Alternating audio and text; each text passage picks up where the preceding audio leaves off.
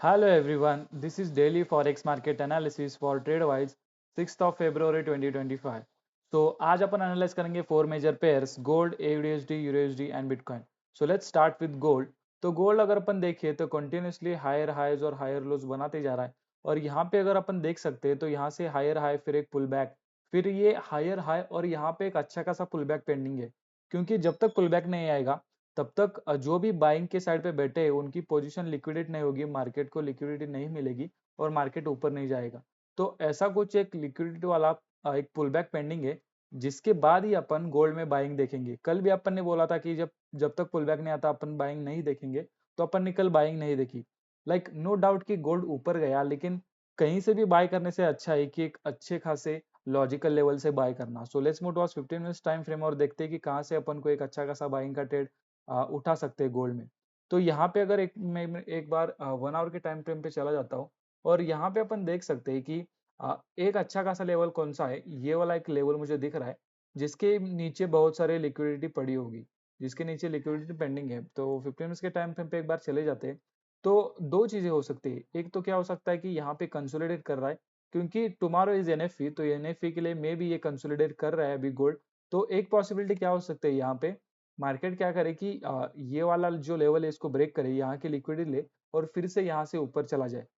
ये एक पॉसिबिलिटी है. और दूसरी जो मुझे लग रही है कि सबसे ज्यादा पॉसिबिलिटी किस चीज की है कि यहाँ से ये नीचे आएगा, इस वाले सपोर्ट पे थोड़ा सपोर्ट लेने के जैसा करेगा, यहाँ पे प्ले करेगा और फिर ये वाली सपोर्ट की लिक्विडिटी लेके फिर मार्केट ऊपर जाएगा.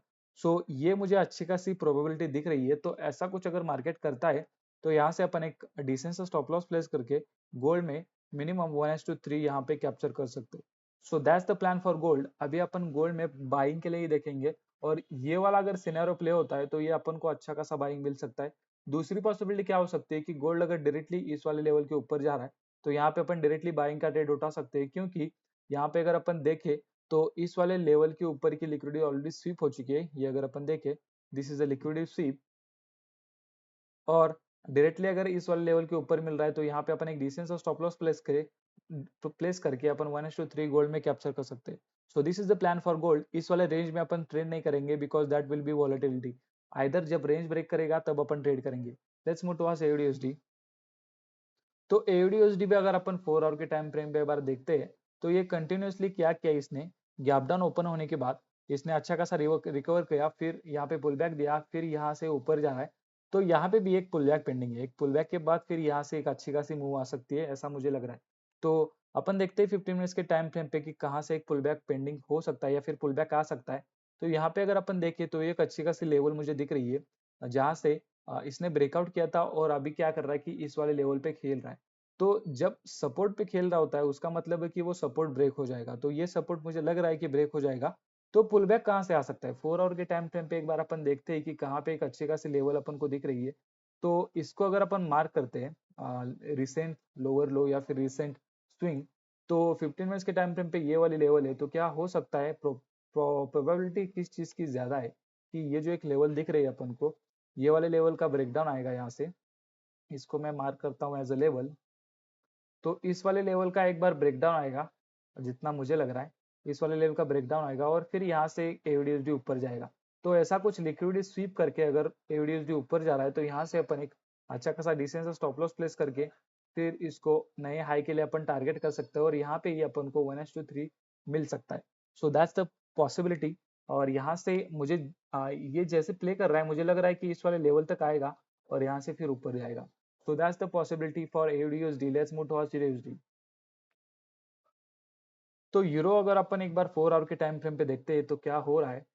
तो यूरो के केस में भी सेम है AUD की जैसी स्टोरी. ये अप डाउन ओपन हुआ, फिर यहाँ से अच्छे खासे रिकवर दिया, फिर पुल बैक लिया और एक अभी क्या कर रहा है कि पुल बैक दे रहा है. तो पुल बैक इस वाले लेवल के नीचे से आके फिर ये ऐसा ऊपर जा सकता है. तो that's the very much possibility for AUD USD. और अपन देखें तो ये एक 4 आवर का एक लेवल दिख रहा है या फिर स्विंग दिख रहा है जिसके नीचे बहुत सारी लिक्विडिटी पेंडिंग है. तो अपन क्या करेंगे 15 मिनट्स के टाइम फ्रेम पे एनालाइज करते हैं. यही वो लेवल है जहाँ से एक क्या बोल सकते हैं अपन लिक्विडिटी स्वीप होके मार्केट ऊपर जा सकता है. सो ये लेवल मुझे दिख रही है. और एक मिनट में रिसेट चार्ट करता हूँ. तो क्या हो सकता है कि ये वाला लेवल का पहले ब्रेकडाउन आ जाए क्योंकि सेलिंग देखो, आप सेलिंग ये देखो, सेलिंग स्लो सेलिंग है, इसका मतलब क्या है कि स्लो सेलिंग है, इसका मतलब ये just coming for liquidity SVEEP. तो यहाँ से क्या हो सकता है कि इस वाले लेवल का ब्रेकडाउन आके फिर ऊपर जा सकता है, that's a very much possibility. और अभी क्या करेंगे, इस वाले लेवल का अगर लिक्विडिटी स्वीप होता है तो यहाँ से अपन एक डिसेंट सा स्टॉप लॉस प्लेस करके AUDUSD में मिनिमम 1:3 यहाँ पे कैप्चर कर सकते हैं। सो that's the plan for AUDUSD, sorry euro USD. इस वाले लेवल का लिक्विडिटी पेंडिंग है जितना मुझे लग रहा है। 4 आवर के टाइम फ्रेम पे एक बार देखते हैं कि क्या हो रहा है, या फिर 1 आवर के टाइम फ्रेम पे देखते हैं कि कैसा चल रहा है। तो यहाँ पे अपन क्लियरली देख सकते हैं कि ये एक ट्रेंड लाइन थी। मैं अगर यहाँ से ट्रेंड लाइन ड्रॉ करता हूँ तो इस वाले ट्रेंड लाइन का ब्रेकआउट आने के बाद इसके नीचे की लिक्विडिटी स्वीप हुई नहीं है। So this is a very much possibility कि यहाँ से एक लिक्विडिटी स्वीप हो जाए और फिर यहाँ से यूरो मूव कर जाए। सो इसी के लिए अपन देखेंगे आज कि ये वाला सेटअप प्ले होता है क्या। Let's move towards bitcoin.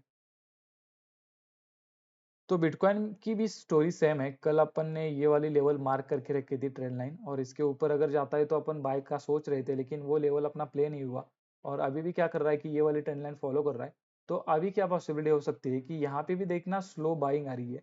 Like buying और सेलिंग दोनों स्लो है क्योंकि ये रेंज में अटका हुआ है। तो ये एक अच्छी खासी लेवल है जो कि कंफर्मेशन लेवल है अपन बोल सकते हैं। तो अगर बिटकॉइन क्या करता है कि इस वाले लेवल के ऊपर जाके लिक्विडिटी स्वीप करके अगर ऊपर जा रहा है तो इस वाले हाई तक अपन बिटकॉइन को कैप्चर कर सकते हैं। दूसरी सबसे ज्यादा प्रोबेबिलिटी मुझे किस चीज की लग रही है मैं आपको बताता हूँ। यहाँ पे एक लेवल अच्छी खासी निकल करके आ रही है। तो इस वाले लेवल का अगर लिक्विडिटी स्वीप होता है नीचे की तरफ तो मोस्टली ये नीचे जाने के चांसेस है, क्योंकि फिर से अगर इस बार इस वाले लेवल पे आ रहा है तो नीचे जाने के चांसेस है। और यहाँ से अपन एटलीस्ट इस वाले स्विंग तक बिटकॉइन को कैप्चर कर सकते हैं। यहाँ पे keeping a decent stop loss, अगर अपन डिसेंट सा स्टॉप लॉस भी फेस करते हैं तो यहाँ पे अपन मिनिमम 1:2 या फिर 1:3 बिटकॉइन में कैप्चर कर सकते हैं। सो that's the plan for bitcoin.